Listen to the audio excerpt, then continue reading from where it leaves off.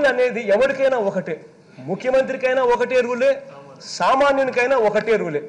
అదే illegal construction ఎవరైనా సామాన్యుడు కనుక చేసి ఉంటే, ఎవడైనా సామాన్యుడు కనుక ఒక రేకుల షెడ్ వేసుకుని ఉంటే, ఇల్లీగల్గా రేకుల షెడ్ వేసుకుంటే కనుక గమనుంటారు అధ్యక్ష, వెంటనే పోతారు అధికారులు అక్కడికి వెళ్ళి, వెంటనే అధికారులు అక్కడికి పోయి ఆ రేకుల షెడ్ను వెంటనే తీసేసే కార్యక్రమం చేస్తారు.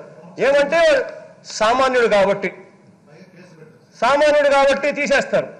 అదే ఒక రేకుల షెడ్ వేసుకున్న సామాన్యునికి ఒక న్యాయము, అదే ముఖ్యమంత్రిగా ఉన్న వ్యక్తికి ఏకంగా ఇలా ఇల్లు కట్టుకొని చూడధ్యక్ష ఒక్కసారి అందరినీ కూడా చూపిస్తా ఉన్నాను అధ్యక్ష, డైరెక్ట్ గా రివర్ పక్కనే ఏకంగా ఈ మాదిరిగా ఇల్లులు కట్టుకొని ఫ్లడ్ కోర్సునే ఏకంగా అడ్డుకునే పరిస్థితి జరుగుతూ ఉంటే, ఇంకా ముఖ్యమంత్రులకు ఒక రూలు, అధికారంలో ఉన్న వాళ్ళకు ఒక రూలు.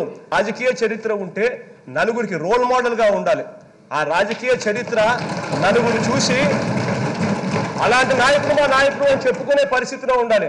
కానీ ఈ మాదిరిగా అధికారంలో ఉన్న వ్యక్తులే రూల్స్ మాకు పాటించవు, సామాన్యునికైతే ఒక రకమైన రూలు, అధికారంలో ఉన్న మాకైతే వేరే రకమైన రూల్స్ అని చెప్పి అధికారంలో ఉన్న వాళ్ళే మెసేజ్ పంపించడం మొదలు పెడితే అసలు ఈ వ్యవస్థ బతకదు అధ్యక్ష. అందుకనే మొట్టమొదటగా ఇల్లీగల్ కన్స్ట్రక్షన్ రిమూవల్ చేసే కార్యక్రమం ఎక్కడి నుంచి శ్రీకారం చుట్టాము అని అంటే, మొట్టమొదటగా ఇల్లీగల్ కన్స్ట్రక్షన్ ఇల్లీగల్గా కట్టిన అదే గ్రీవెన్స్ హాల్లో ఎక్కడైతే కలెక్టర్ల మీటింగ్ జరిగిందో, ఎక్కడైతే మొత్తం వ్యవస్థ అంతా ఎక్కడైతే కూర్చొని ఉందో అదే బిల్డింగ్ నే అక్కడే మొట్టమొదటి రోజే డిమాలిషన్ అక్కడే చేయమని చెప్పి ఆదేశాలు ఇచ్చాము అధ్యక్ష.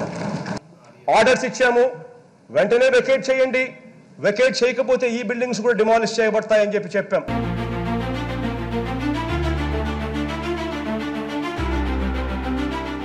Like, share and subscribe to Rajaniti channel.